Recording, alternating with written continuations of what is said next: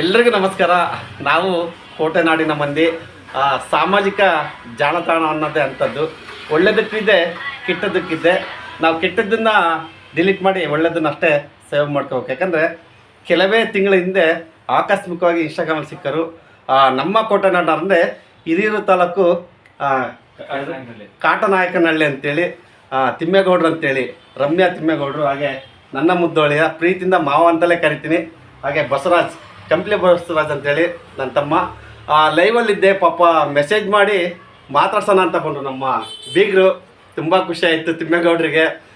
ಇದೇ ಪ್ರೀತಿ, ಇದೇ ವಿಶ್ವಾಸ ಯಾವಾಗಲೂ ಹೀಗೆ ಇರಲಿ ಅಂತೇಳಿ ಪ್ರೀತಿಯಿಂದ ಕೇಳ್ಕೊಂತೀನಿ. ಹಾಗೆ ನೀವು ಸಿಕ್ಕಿದ್ದು ತುಂಬ ಖುಷಿ ಆಯಿತು. ಏನಾದ್ರು ಹೇಳ್ತೀರಾ? ಖಂಡಿತ ಇಲ್ಲ, ನಾವು ಎಷ್ಟೋ ಇನ್ಸ್ಟಾಗ್ರಾಮ್ ನೋಡ್ತೀವಿ, ತುಂಬ ಲೈವಲ್ಲಿ ಬಂದು ಕವಿತೆ ಹೇಳ್ತಾರೆ. ಅದು ಸಾಧ್ಯ ಇಲ್ಲ.